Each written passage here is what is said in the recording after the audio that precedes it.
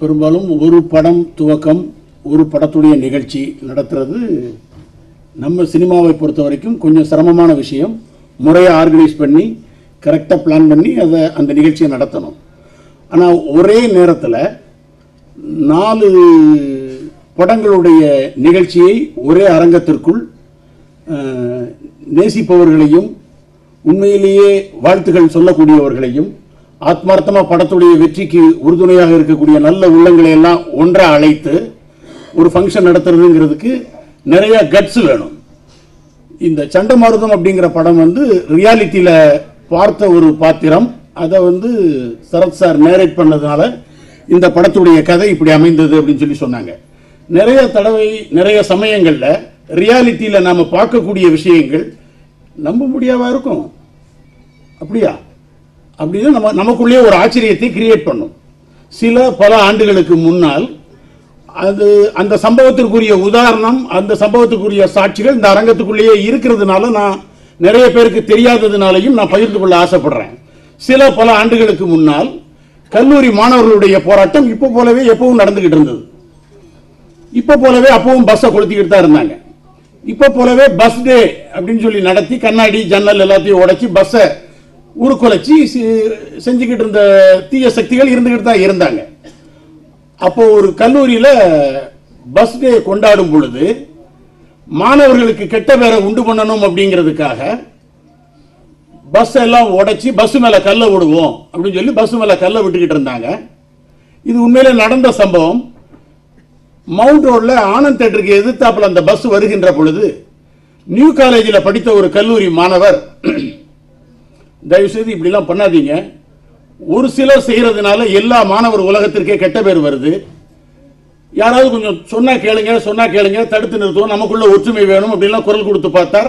அந்த மாணவருடைய குரல் எடுபடல. என்ன பண்ணார்னா அந்த மாணவர் தன்னுடைய சட்டையெல்லாம் கலத்திட்டு பஸ் மேல ஏறி நின்று பேர்பாடியோட அப்படி நின்னார். யாருமே பஸ் மேல கல்ல போடல. நிறுத்திட்டாங்க. என்னையா நம்ம பஸ் மேல போட்டு அவர் மேல போடியா வேண்டாயா அப்படின்னு சொல்லி பஸ்ஸை நிறுத்திட்டாங்க. ஆக ஒரு பொது சொத்தை, மக்களுடைய சொத்தை பாதுகாக்க வேண்டும் என்பதற்காக தன்னையே அர்ப்பணித்த அந்த மாணவருடைய பெயர் வேறு யாரும் அல்ல, திரு சரத்குமார். அதை பார்த்துக்கிட்டு இருந்த மாணவர்கள், இது நான் வேற யாரும் கேட்டாலும் சொல்லல, அந்த சம்பவத்தில் பங்கு பெற்ற மாணவர்கள் சொல்லி அதில் பங்கு கொண்ட அரசு அதிகாரிகள் கேட்டு அதுக்கப்புறம் சொல்லக்கூடிய தகவல் இது. அதே சமகாலகட்டத்தில் இன்னொரு போராட்டம் நடந்தது. இவ்வளவு பிரச்சனை எதுக்கியா, இவ்வளவு இம்சை எதுக்கு, பாரு இப்ப என்ன பண்றேன் பார் அப்படின்னு சொல்லி பஸ் அப்படியே உருட்டிட்டு நேர பி ஸ்டேஷன்ல இருக்கிற காவல்துறை ஆய்வாளர் அலுவலகத்துக்கு கொண்டு போய் நிறுத்துறார் ஒரு மாணவர். அவருடைய பெயரு, அவர் இந்த அரங்கத்தில் தான் இருக்கார், திரு ராதா ரவி. இதை எதுக்காக சொல்ற அப்படின்னா, சில விஷயங்கள் நடத்துவதற்கு கட்ஸ் மட்டும் பத்தாது, தன்னைத்தானே முன் கொடுக்கக்கூடிய அர்ப்பணிப்பு வேண்டும். அந்த அர்ப்பணிப்பு எங்களுடைய நடிகர் சங்க தலைவர் திரு சரத்குமாரிடம் இருக்கிறது. அந்த கட்ஸ் இருக்கிறதுனால தான் அவங்க யங்ஸ்டர்ஸ் படம், இது இந்த கிளாஸ் ஆன படம், இது ரொமான்ஸ் படம் அப்படிலாம் பாகுபாடு இல்லாமல் எல்லா படமும் சினிமா தான், எல்லா படமும் தமிழ் சினிமா தான்ங்கிற ஒரு பரந்த ஒரு பெருந்தன்மையான ஒரு தன்மை தான் இந்த 4 படங்களுடைய தொகுப்பு. இந்த 4 படத்துல நான் 2 படத்துல இருக்கிறேன். ஒன்று Idhu Enna Maayam, director AL Vijay sir direct பண்ற படம். இன்னொரு படம் மனோபால் அண்ணன் தயாரித்து ஆடம் அவர்கள் இயக்கக்கூடிய பாம்பு சட்டை. இந்த 2 படத்துல நான் இருக்கிறேன். இதுல ஒரு படத்துடைய படப்பிடிப்பு கிட்டத்தட்ட நிறைவடையும் தருவாயில் இருக்கு. நான் அந்த ஏஎல் விஜய் சார் கூட இது என்ன மாயம் படத்துல ஒர்க் பண்றத மிகப்பெரிய சந்தோஷமான உணர்வை கருதுறேன். ஒரு சின்ன தகவலுக்காக சொல்றேன், இது நீங்க நம்பித்தான் ஆகணும். ஏன்னா நான் 567 படம் ஆக்ட் பண்ணி ரிலீஸ் ஆயிருக்கு. இத்தனை படங்கள்ல ரிலீஸ் ஆனதுக்கு பிறகு கிடைக்காத ஒரு பிரமாதமான ஒரு சந்தோஷமான விஷயம் என்னன்னா, ஏஎல் விஜய் சார் கூட கேமராமேன் நிரவ் ஷா அவர்களோட அந்த டீம்ல ஒர்க் பண்ணுகின்ற பொழுது, விக்ரம் பிரபுன்னு ஒரு யங் ஹீரோ கூட ஒர்க் பண்ணுகின்ற பொழுது நான் ரொம்ப சந்தோஷமா உணர்ந்தேன். என்ன உணர்ந்தேன் அப்படின்னா, அவங்க ஒர்க் பண்ற சினிமாவை தவிர வேறு எதுவுமே பேசுறது இல்லை. இப்போ உள்ள லேட்டஸ்ட் சினிமாவை பற்றி நிறைய பேர் விமர்சனங்கள் வைக்கிறார்கள். அது தவறு.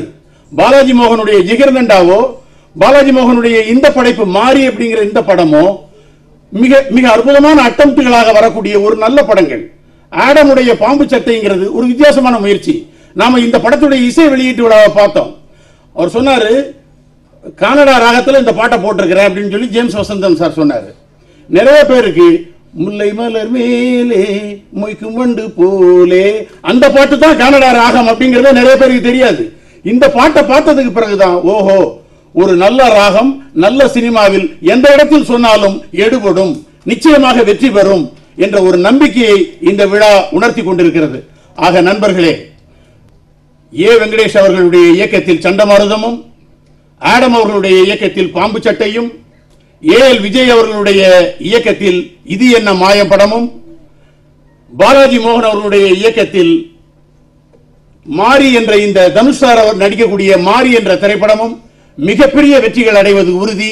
வாழ்த்துக்கள், வணக்கம்.